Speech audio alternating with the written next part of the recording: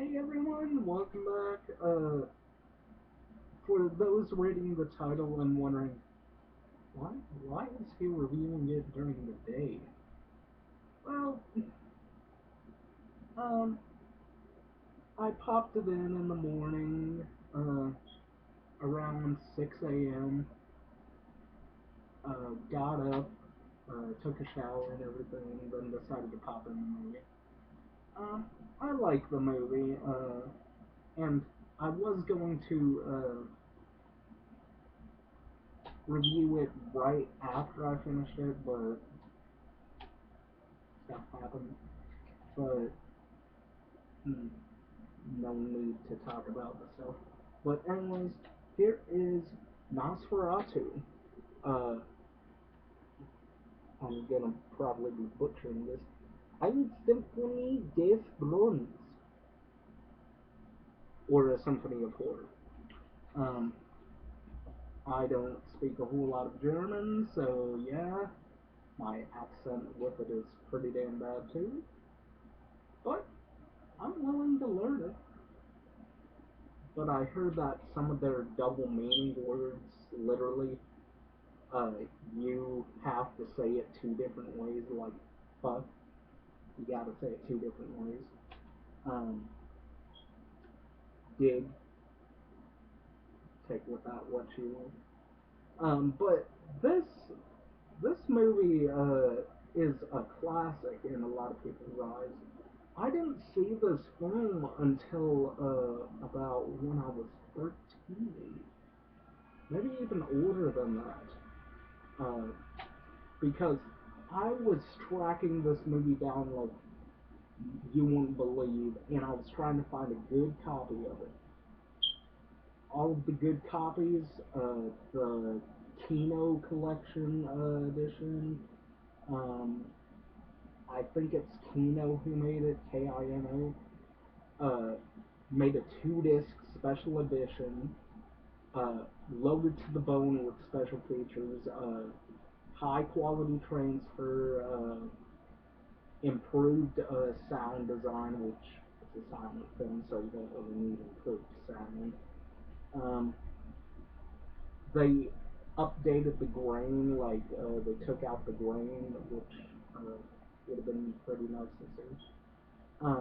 But I'm happy with this copy. I only got it for $6, so you can't complain with that.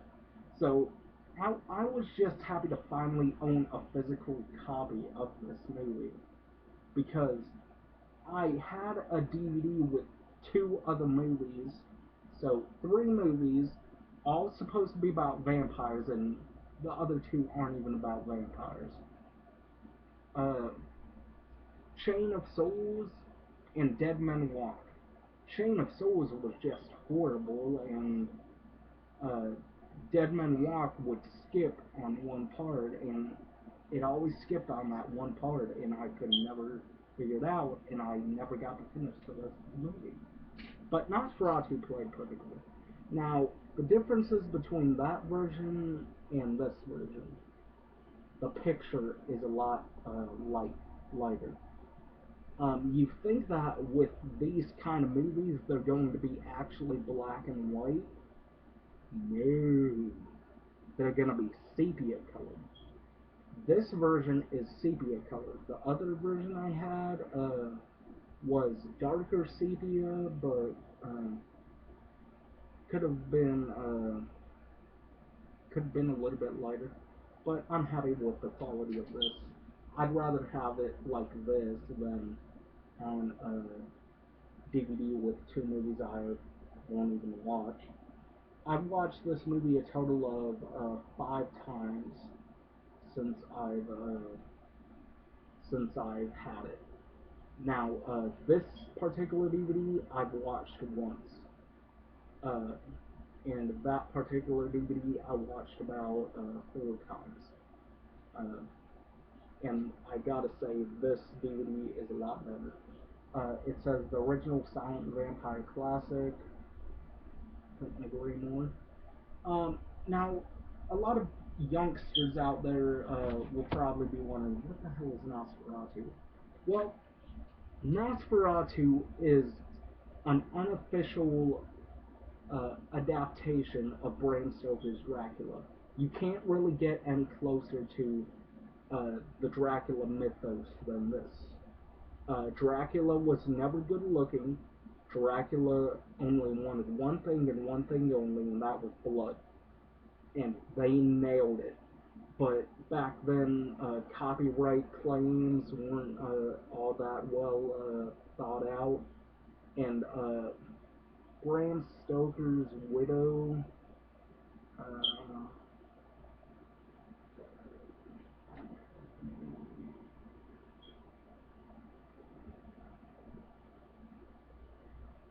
it doesn't say her name, but she saw to it that any mention of Dracula was removed from the movie and that all the known prints and negatives were destroyed. Yeah. She did not want this film to be made, nor did she want it to be released.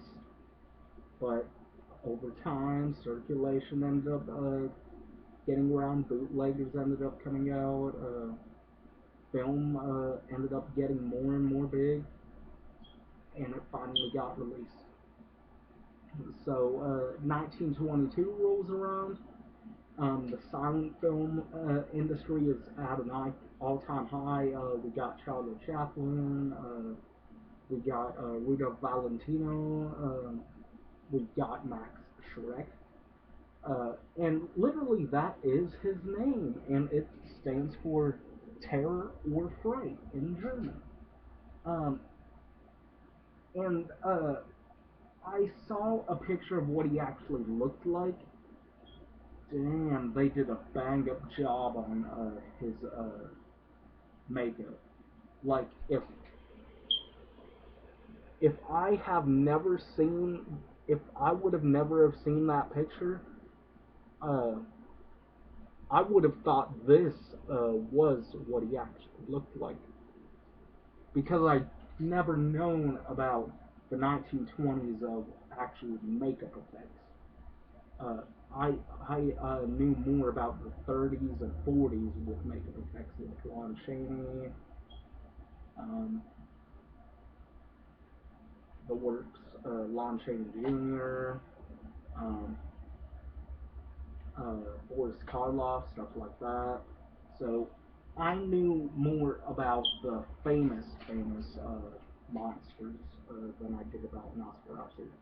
But instead of calling him not Nosferatu, instead of calling him Count Dracula, they called him Count Orlok. Um, and instead of Jonathan Harker, they called it Thomas Hutter.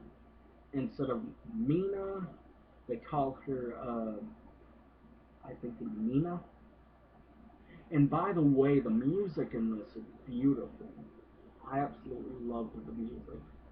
Uh, and what can you say when it's a silent film? That's all you have to go on. And the dialogue, first you'll see the lips move, then it will cut to black, and then it will go to a screen that has all the words on it, like uh, what lines they've read and everything. So that's pretty cool. Um, Pretty nifty for the time. I wonder what the reactions of people would have been when this movie was made. Like, damn, the stuff in this movie is pretty damn scary. Uh, like this picture alone warrants just a couple nightmares in kids' heads.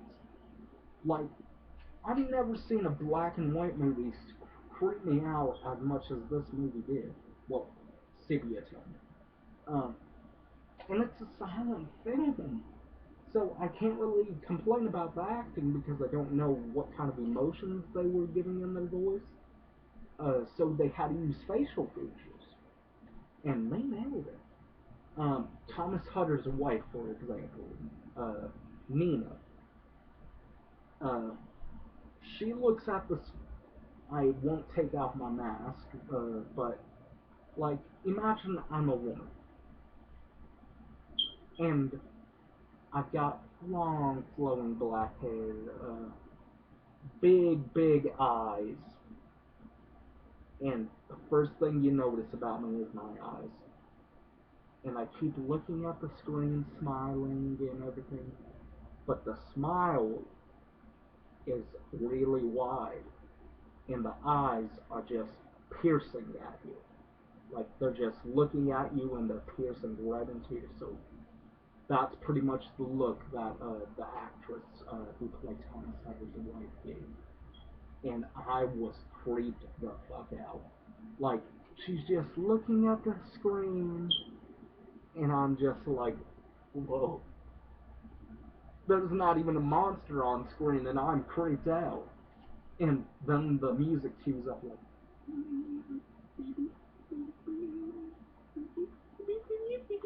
then it goes real fast, and then it cuts to Renfield. Now, Renfield's name is still the same for some reason.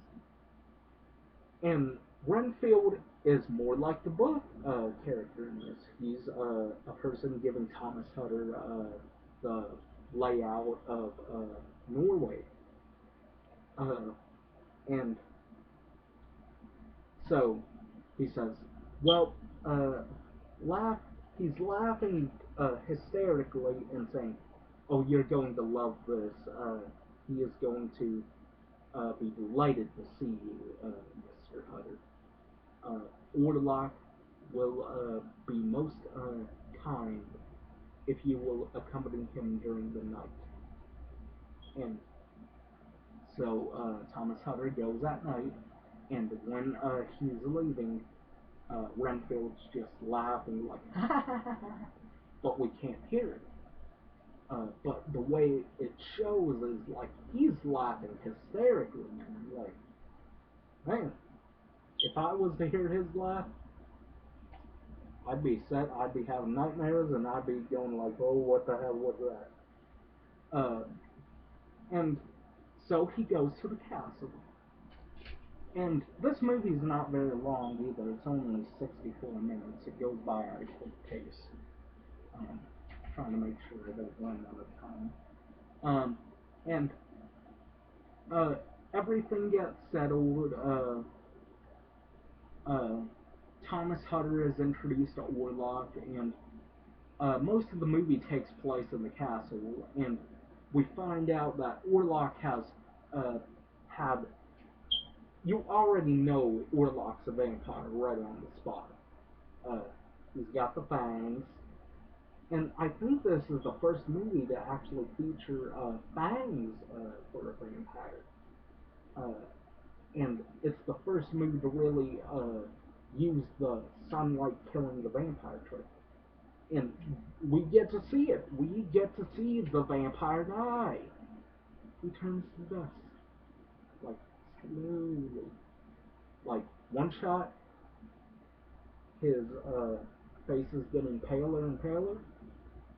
The second shot, uh, we're looking at the main characters, and then we're looking at the sun. Then next shot, looking at the Max Shrek character, Count Orlock, and then it just roots down, and then next shot, dust. Great, simple effect, but they did it perfectly. And I'm like, damn, you don't get this kind of stuff in today's age.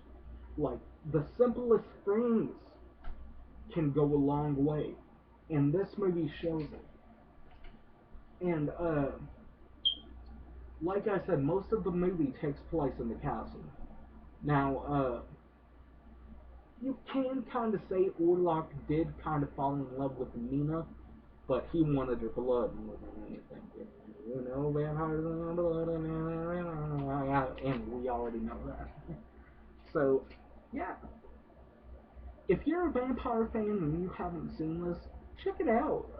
$6 is well worth the price of admission for this DVD. But if you want to go for the big, full-on, balls-to-the-wall experience of Nosferatu, get the Kino 2-disc collector's edition. It will have a picture of Count Warlock on it, and it will be like a painting. Uh, he'll be looking at you like shoulder like this, uh, well, to the right, so like this, and shoulder around his neck, and hat on, and it will be a painting. So when you see that, you'll know it's the right DVD, and of course it will say Kino Collection 2-disc collector's edition. Or you can go for the Blu-ray. Has all the same features, I think. I'm not positive though, but uh, I think you can get it for around $20, maybe $25 on DVD, and on Blu-ray I think it's $27.95. I could be wrong. Like I said, I don't buy a whole lot of Blu-rays, but when I do, hey, gotta find a good one. Uh, but anyways, what do I give uh, Nosferatu? I give it 9 out of 10. Uh, so anyways, people, I'm running out of time now. So anyways, peace. Hopefully you all enjoyed the video. Psychopath1c signing off.